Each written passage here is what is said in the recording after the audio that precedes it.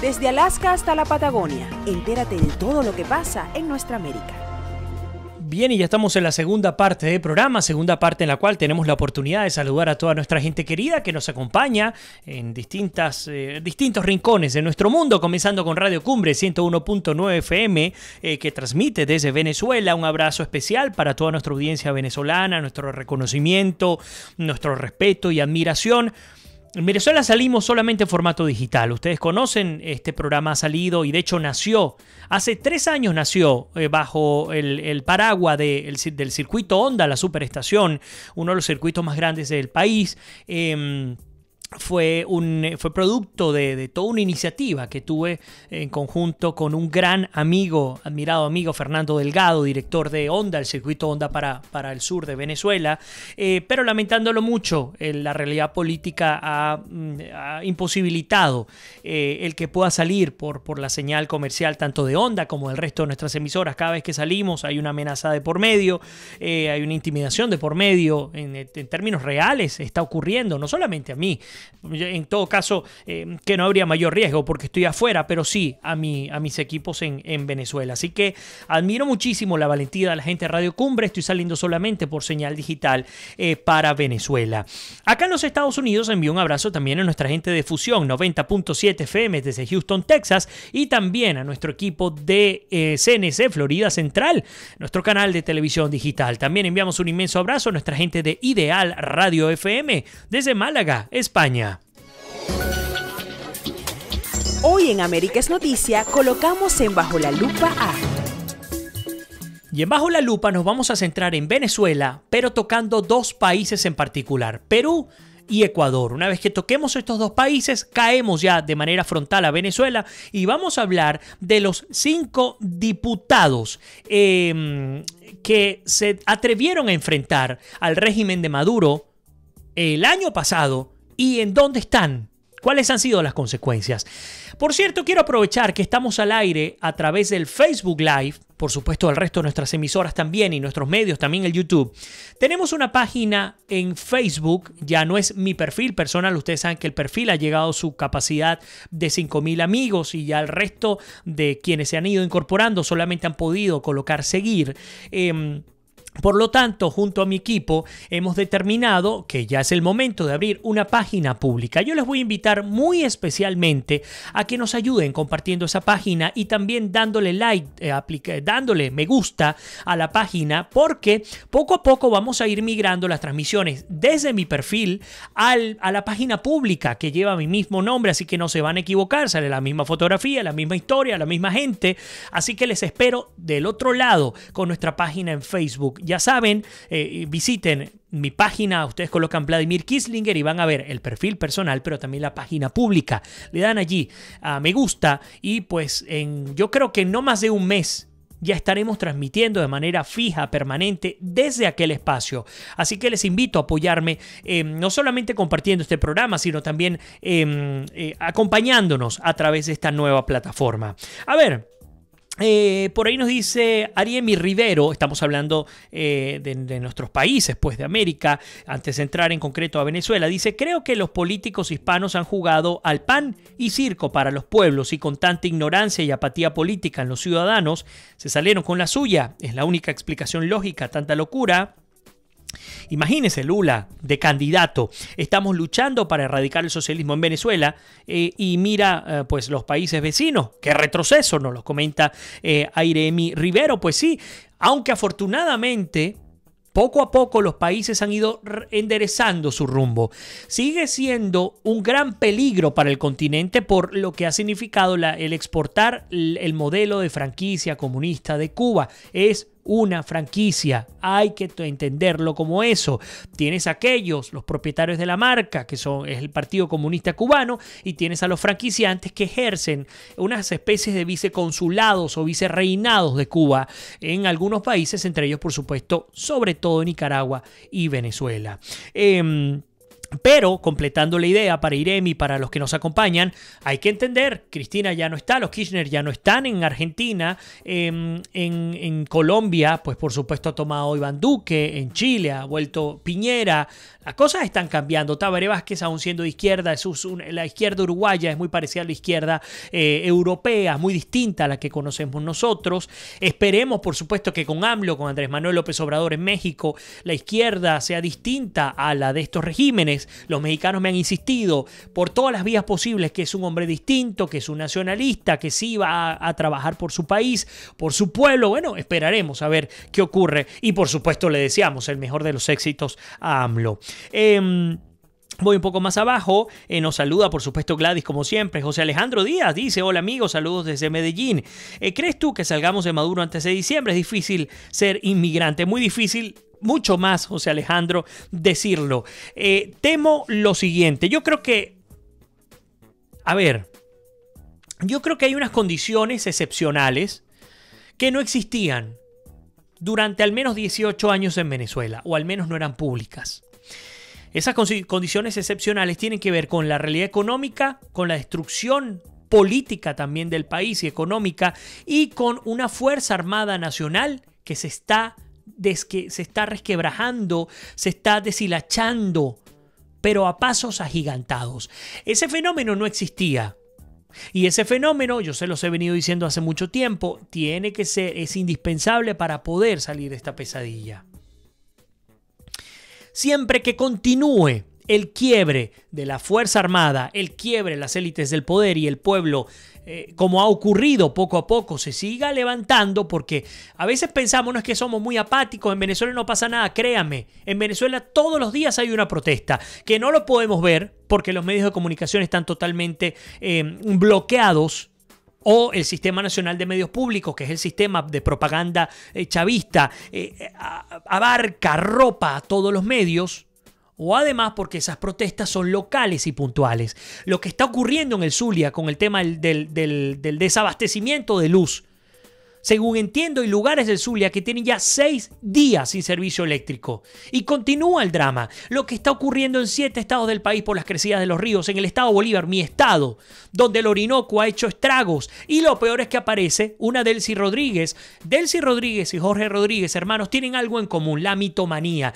Lástima que lo que estudió Jorge Rodríguez, su psiquiatría, no se la puede aplicar para poder mejorar. Bueno, ha dicho Delcy Rodríguez, bueno, que todo este tipo de crecidas en los ríos y la desgracia natural que está ocurriendo en Venezuela, ambiental, es producto de la crecida de los ríos de Colombia. Ahora hasta los ríos de Colombia son culpables del sabotaje, ahora el sabotaje en virtud a cómo se están desbordando los ríos. ¿Por qué no levantaron los muros de contención cuando tenían que hacerlo? ¿Por qué no trabajaron con tiempo para desalojar a las víctimas que hoy día están allí? Hay tantas preguntas. Por supuesto, la respuesta la conocemos, porque son unos incapaces, porque en lo único que están concentrados es en mantenerse en el poder. No hay más nada, no hay otra opción, no hay otro interés, sino, para muestra un botón, cómo se ha destruido todo el país, y lo único que se ha mantenido es el régimen hoy día de Maduro, que es el régimen chavista. No hay diferencia. Algunos me quieren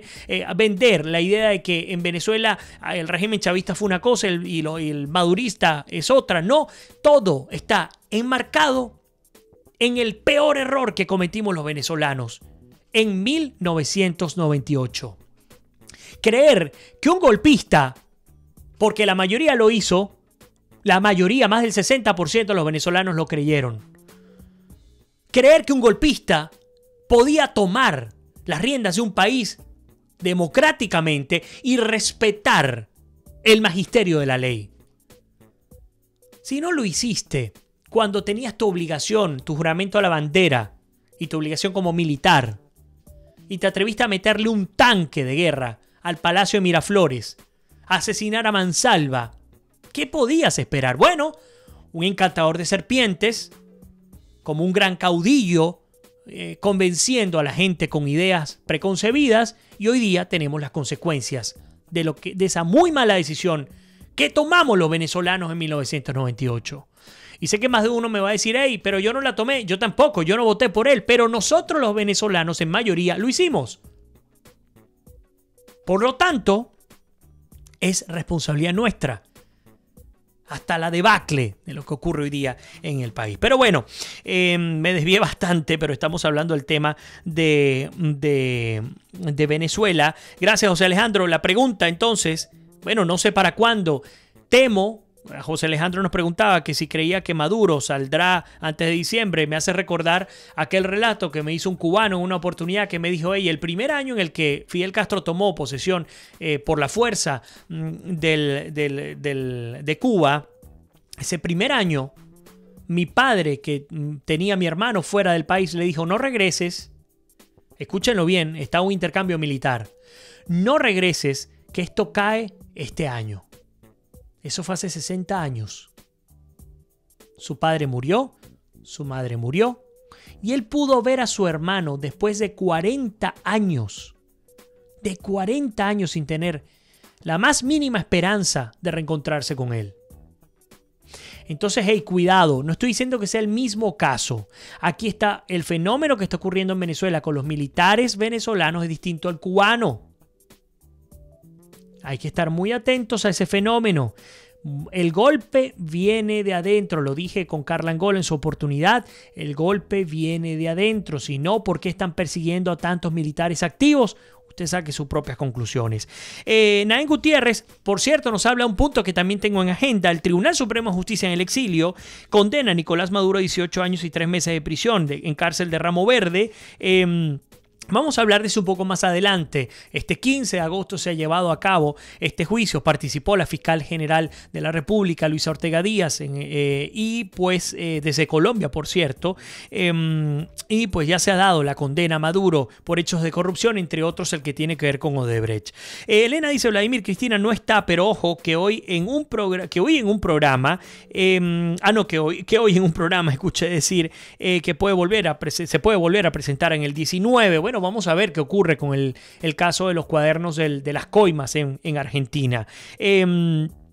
Nos dice Elena, no me hacen caso, el foro de Sao Paulo, sin duda. Mari Carmen Pineda dice, amigo, no solo Latinoamérica, ¿dónde dejas a España? Sin duda, alarmante lo que ocurre con Podemos y con la izquierda en España. Mira todo lo que ha hecho Zapatero con 84 escaños, eso es correcto. Pedro Sánchez, perdón. Bueno, el principio de cierre con el cansancio influye, ¿no? Pedro Sánchez con los 84 escaños, sin duda. Gladys Burhead nos dice, Maduro debe salir, el país no aguanta más, cada día hay demasiados errores. Mae Díaz dice, en Latinoamérica me preocupa la amenaza del regreso no solo de Cristina en Argentina, sino de Lula en Brasil y de Petro en Colombia dentro de 4 años. Eso es una amenaza real, cierta, de la cual hay que tomar muchísima atención. Dependerá en el caso de Colombia de lo que haga Iván Duque. Si, digamos, si cumple la palabra empeñada y hace lo que tiene que hacer, esperemos pues por supuesto que sea así, no será una opción pensar en la izquierda en Colombia. Pensarla bajo la realidad actual es un peligro altísimo desde el punto de vista institucional. Pero bueno, Arsene dice, yo no voté por Chávez, pues sabía que era un dictador, pero tienes razón, pudimos haberlo parado cuando se podía, esa fue nuestra equivocación. Coincido contigo, Arsene, en mi vida voté por Chávez. La primera vez que yo pude votar fue en el 98, ya estaba cumpliendo los 18 años y bueno, pues nada, voté, recuerdo por Salas Romer, que fue el más fuerte contendor de Hugo Chávez. Lamentándolo mucho, perdimos los que votamos por Salas Romer por una paliza enorme. El pueblo estaba embobado, y no estoy hablando del pueblo llano, estoy hablando de empresarios, de grandes medios de comunicación, de grandes cadenas, de grandes productores. O sea, estoy hablando de gente poderosa que llevó a Chávez al poder, que llevó a Chávez a la silla de Miraflores. No fue cualquiera el que lo colocó allí. Por eso es que hoy más que nunca hay que entender la responsabilidad de cada quien. Por ahí dice Mari Carmen, oye, el anillo ¿para cuándo? Elena dice, tengo entendido que el video que pusieron hoy data de cuando Venezuela envió a Cuba para ayudar a un ciclón que pasó por allí, y no lo dudo. A ver, no todo es lo mismo. Fidel también entró en Cuba por un golpe de estado, el difunto mayor, el difunto número 2, Maduro, Cristina, Chávez, Evo, Correa y toda esa sarta de sátrapas. Nos lo comenta nuestra querida Elena Madán. Carmelo Rosario Troche, también Miguel Gil Núñez, también un abrazo para ti. Mari Carmen dice, dice, es que le dicen Z. Pedro Hernández y Mirna de Gio también con nosotros. Bueno, les decía que estaríamos hablando de esta segunda parte de Venezuela, pero tocando dos países en particular, Perú y Ecuador. En Perú, y escúchenlo bien, las cifras de recibimiento de venezolanos en el país ha roto todos los récords. En más de un año de ola migratoria, porque Perú ya viene recibiendo venezolanos de manera masiva desde hace al menos un año, en un solo día, ellos llevan sus estadísticas diarias, en un solo día ingresaron 5.100 venezolanos. Esto fue apenas el 11 de agosto. Verificando calendario, para que no se me vaya, estamos hablando del sábado pasado. El sábado 11 de agosto, en Perú ingresaron 5.100 venezolanos. La cifra más alta que se tenía para entonces era de 3.700 venezolanos. Una cifra alarmante, grandísima, pero de 3.700 saltó el pico para este 11 de agosto a 5.100. Yo me puse a hacer un ejercicio analizando la data que teníamos sobre el servicio jesuita para refugiados y estas notas que nos ha preparado nuestra querida productora. Y calculaba lo siguiente: bajo ese esquema, en Perú ingresan al mes 153.000 venezolanos. Y no estoy hablando de Colombia, por ejemplo, que es donde ingresa la mayor cantidad de los venezolanos. Y por acá está, en Colombia, 37,5% de los venezolanos van a parar a Colombia. Luego viene Perú con 36,8%, casi empatado. Luego viene Ecuador con 12,7%, Chile con 7,3%, Argentina con 2,4%. Bueno, pues resulta que con la cifra de este 11 de agosto, en Perú, el estimado de ingreso es de 153.000 personas al mes. Al año esto representaría casi 2 millones de venezolanos ingresando. Estamos hablando de cifras 2018. Estamos metiendo los que ya están en el país. En el Ecuador, el estimado diario, aunque fíjense que esto va a tener que cambiar porque de Perú al Ecuador salta del 36,8 al 12,7, pero la realidad es otra. Está ingresando diariamente, ingresan nuestros hermanos venezolanos, la cantidad es de 4.200 venezolanos al día. Esto significa 117.600 venezolanos al mes, al año. 1.411.200 venezolanos al año. Si nosotros trabajamos con las cifras de distintas organizaciones, entre ellas la Organización Internacional para las Migraciones, el Servicio Jesuita para Refugiados, entre otros, las cifras locales de cada uno de los países, y estimamos que ya en buena parte de los países de América Latina, incluyendo por supuesto a Estados Unidos, a Canadá y al otro lado del mundo, por ejemplo hablando de España, en el cual se dice que hay aproximadamente ya 5.5 millones de venezolanos en el extranjero. Para el cierre de este año estaríamos cerca de los 10 millones de venezolanos en el extranjero. Por eso es que cuando Elena nos decía, hey, en Cuba proporcionalmente la cantidad de personas que dejaron la isla probablemente sea la mayor. Bueno, resulta, Elena, que esto significa que 1/3 de la población de Venezuela para el cierre de este año, estamos hablando, ojo, de las cifras más alarmantes. Puede variar, puede ser menor, no lo sé, porque ahora con la improvisación que viene para este próximo lunes, con un cono monetario que va a convivir con el cono monetario anterior, con el sistema del carnet de la patria para terminar de doblegar el alma de los venezolanos, con el aumento de la gasolina, con la destrucción del aparato productivo, todo lo que se espera es que el conflicto político se incremente, que la ingobernabilidad se haga ley, como ya lo ha hecho, y pues por supuesto la migración sea cada vez más dramática. Eso va a ser así. Bajo ese principio, bueno, pues se estima que 1 de cada 3 venezolanos esté afuera para el cierre del 2018. Y lo que queda de septiembre, octubre, noviembre y diciembre, quedan 4 meses para cerrar este año. 1 de cada 3 venezolanos estaría fuera del país. 31,6% de la población del país estaría fuera. Entonces uno se pregunta, ¿será entonces que esta es una política de Estado? El hacer que se vaya la mayor cantidad posible de venezolanos y los que queden, que siguen siendo mayoría, pero oye, ya te estoy quitando un 30% de la población, queden allí arrodillados, queden bajo medidas coercitivas. Y es lo que ha ocurrido. Cada vez están más atados de manos.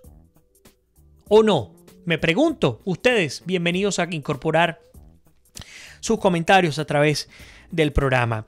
A propósito de ello, hubo una entrevista que le hizo NTN24 a Julio Borges, el diputado Julio Borges. Ustedes saben que yo he sido uno de los principales críticos, o mejor dicho, le he criticado cada vez que puedo a Julio Borges y al Partido Primera Justicia por muchas de las acciones que han, bueno, pues que les ponen en duda. Sin embargo, coincidí por primera vez en mucho tiempo con lo expresado por Julio Borges y lo uno con lo que nos preparó nuestra querida productora, hablándonos justamente del tema venezolano, el tema no solamente el de la economía venezolana en lo que resta del 2018, sino además entender el drama, lo que ha ocurrido con los principales líderes opositores que se han atrevido a ponerle frente al régimen de Maduro. Yo lo he dicho, en Venezuela ya no existe oposición. El que crea que es opositor o líder opositor y que crea que puede buscar una mediación, un diálogo, está profundamente equivocado. Señor, señora, usted que puede ser dirigente de algún partido político, usted es un disidente ante un régimen dictatorial y usted tiene la obligación, así como la tengo yo, hasta donde cada quien puede, de rescatar el hilo constitucional, la libertad y por ende la democracia del país. Usted no es un opositor, usted no está en una democracia, usted no está en un sistema abierto de partidos donde cada quien libremente pueda escoger. No lo hay. Y por eso es que digo de las coincidencias en esta única oportunidad con Julio Borges, cuando él dice, hey, pero es que hay que estar claros.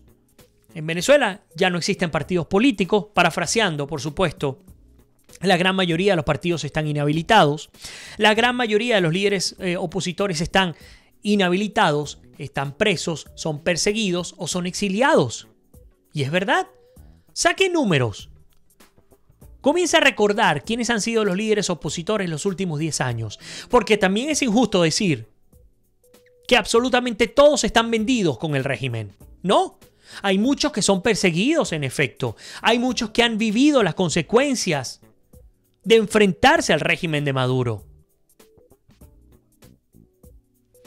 Así que en ese caso sí coincido. Partidos inhabilitados, políticos presos, perseguidos, exiliados, pero también en el quiebre de la Fuerza Armada. Maduro, le preguntaba Idania Chirinos, gran y admirada colega periodista, le preguntaba a Julio Borges, bueno, ¿qué tan difícil entonces era que hubiese una salida? Y Borges decía que Maduro estaba pasando por su momento más débil. Y Daniel le refutaba y le decía, hey, pues ¿cómo va a estar pasando por su momento más débil si hemos visto cómo han controlado todas las esferas del poder? Y Julio Borges decía, bueno, sí, en efecto, han controlado todas las esferas del poder, pero el enemigo lo tiene en casa, pero la Fuerza Armada Nacional se está resquebrajando. Y ahí yo coincido. Yo creo que el problema es que la ruptura, y lo hemos dicho acá durante tanto tiempo, la ruptura va a venir por las élites chavistas. El quiebre con el régimen actual va a venir por los grupos de poder, las élites de poder y también por la Fuerza Armada. Aquí el problema es que se repite un caso Zimbabue en el cual simplemente salgan de un grupo para mantenerse otro grupo dictatorial gobernando el país. Eso es muy factible. Eso puede ocurrir en cualquier momento. Preguntas que nos hacemos. A ver, incorporo los comentarios de todos los que están conectados. Gracias, por cierto, por compartir por compartir el programa, por compartir, por supuesto, sus apreciaciones. Por ahí dice Elena que yo lo que dije es que si Cuba no fuera una isla, en 60 años lógicamente seríamos más. Concuerdo contigo. Y sí, claro que es una política de Estado. A mí me pareció muy buena entrevista y estuve de acuerdo con él. Me imagino que... bueno, refiriéndote a Julio Borges. Sonia nos dice: Vladimir, ¿hay casos conocidos de deportación de venezolanos en países de América del Sur? En México, tristemente, cada vez es más frecuente escuchar que este grupo de venezolanos son retenidos en el aeropuerto y regresados en un siguiente vuelo. Sonia, sí, es vergonzoso, es lamentable, es doloroso lo que está ocurriendo en los aeropuertos de México, pero no es el único país donde están deportando venezolanos. México, República Dominicana, Panamá y Trinidad y Tobago son los 4 principales países que conozco que han deportado venezolanos. Repito, México, Panamá, República Dominicana y Trinidad y Tobago son los 4 países. Fabiola Fernández dice: alarmante las cifras. ¿Quiénes quedarán en Venezuela? Nos pregunta Fabiola. Aquí en Chile paró la ola migratoria porque tienen que tramitar ahora visa democrática, si no seguirían llegando a diario. Correcto, Fabiola, sí, y la tienen que tramitar desde Venezuela. Y repito las cifras, las tengo a mano, por eso es que escuchan mi cuaderno de apuntes. En Chile estamos hablando que está de 4º lugar, muy a lo lejos de Colombia, que está de primero con 37.5%. Está de 4º Chile con el 7.3% de migración venezolana. Países que en otras épocas tenían preferencia, como Panamá, México y Estados Unidos, apenas llegan escasamente al 1%. Vemos cómo se ha cambiado el esquema global también. Por ahí nos dice Berta: estaba oyendo la decisión del Tribunal Supremo, Maduro condenado, y es que no es para menos. Hay pruebas lo suficientemente grandes como para no solo condenarlo a 18 años y por el caso Odebrecht. Si en Venezuela existiera cadena perpetua, créanme que hace rato de existir el Estado de Derecho, estuviese no solo él, por lo menos, no sé, 500 o 1000 dirigentes chavistas tras las rejas pagando cadena perpetua por todo lo que han hecho en el país. Por ahí nos dice Mirna: en Venezuela hace mucho tiempo no existe una real oposición. Margarita dice: si es una política, los del gobierno después se apropian de todas las propiedades de los que deciden emigrar y viven como reyes. Después eso fue lo que pasó en Cuba. Ingrid Roer nos dice: Vladimir, ¿tú eres de Puerto Ordaz? Pues sí, soy de Puerto Ordaz, y debes recordar que por culpa de Julio Borges perdimos la gobernación en Bolívar. Pues por supuesto, es que lo decía Ingrid y lo he dicho públicamente acá. Yo viví en carne propia como Primero Justicia se convirtió en el Estado Bolívar, y no una, por lo menos 3 o 4 veces recuerdo, en una herramienta del régimen para destruir y para dividir a la oposición. Esa oportunidad, una ficha chavista que cada vez que la han necesitado la sacan, que es Rojas Suárez, un ex militar también golpista que fue gobernador con el chavismo. Lo sacaban como candidato y, oh, qué sorpresa, adivinen cuál era uno de los partidos que lo apoyaba: Primera Justicia. Terminaban dividiendo a la oposición, pudiendo haber ganado la gobernación del Estado Bolívar hace rato ya. Pero bueno, lo recuerdo con mucha fuerza, por eso es que he sido tan crítico con Julio Borges. Y eso que tengo muy buenos amigos en Primera Justicia. Elena dice: hay que ponerse un poco en el pellejo ajeno para comprender las razones de ciertas actitudes. Tú no, pero hay que escuchar cómo se expresan ciertos periodistas de los propios venezolanos. Me gustaría que alguien me dijera cuánto han visto al gobierno criticándose unos a otros. Voilà, los resultados. Espero o respeto a todos los criterios, pero este es el mío. Te lo agradezco, Elena, como siempre. Mari Carmen Pineda dice: entonces, en ese caso ellos deben dejar de llamarse líderes de oposición e irse del país al exilio perpetuo, o pues ejercer la disidencia, como ha venido ocurriendo. Lo que ocurrió el 4 de agosto, pues tiene todos los elementos como para creer que fue real. Y eso supuso una combinación de esfuerzos de aquellos que son disidentes al régimen de Maduro y aquellos que están dentro de los cuarteles, que pues están procurando salir de esta pesadilla. Por ahí nos dice David que le envía un abrazo a Parra Lezama, dice feliz tercer aniversario, gracias.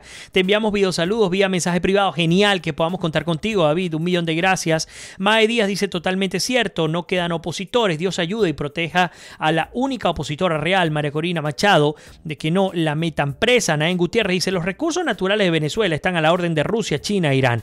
¿Hasta cuándo el venezolano seguirá dormido? Y es que por eso que insistimos, no va a haber una intervención militar y en el caso que existiese alguna intervención internacional tendría que ser una intervención acordada entre Estados Unidos, Rusia y China. Cosa bien difícil a propósito. Dudo nos dice los venezolanos deben regresar a luchar como ejército. Airemi Rivero dice en Venezuela la tortura es colectiva, no existe un ciudadano que no sea víctima de ello, no solo en las cárceles del país, no solo a nuestros estudiantes y dirigentes políticos. La tortura es una constante en mi país, eso hay que decirlo. Gracias por este espacio, pues gracias a ti por tener la confianza de incorporar tus comentarios. Elena dice, y Claudia Aldunate también se conecta desde Bolivia, Elena dice reconocer sus errores y ponerse de acuerdo una vez y por todas, y si no, el pueblo solo mandarse a sí mismo y pa'lante de una vez y por todas. Abajo el caudillismo, nos lo dice nuestra querida Elena Madán. Bueno, ustedes saben, cuando me inspiro con ustedes, porque me dan cuerda, le robamos muchos minutos a nuestros medios tradicionales. Rápidamente, nos preguntamos sobre los diputados que más incomodaron al mandatario criollo Nicolás Maduro en el 2017. Un año después, ¿qué pasó con estos legisladores? Esta es una nota publicada por Caraota Digital. Voy muy rápido porque no nos queda tiempo. ¿Por qué resultan tan incómodos para Nicolás Maduro el combo de diputados conformado por Freddy Guevara, Miguel Pizarro, Juan Requesens, José Manuel Olivares y Juan Andrés Mejía? Todos ellos nacidos entre el 85 y el 89. Estuvieron al frente de las manifestaciones venezolanas contra Nicolás Maduro durante el 17. En el plano de la política se transformaron, junto con otros asambleístas jóvenes como Armando Armas, en las caras más visibles del descontento nacional. Hay que admirar el esfuerzo de estos diputados, sobre todo de esa nueva camada de parlamentarios que han expuesto sus vidas en las calles. Así de claro lo tiene Antonio Ledesma, un veterano de la vieja guardia que Nicolás Maduro encerró en el 2015 en los calabozos del SEBIN, en pleno ejercicio de su condición como alcalde metropolitano de Caracas. Se le involucró sin comprobación alguna, para variar, en un intento de golpe de Estado. Volvemos al punto, la cartilla que sacan cada vez que les da la gana.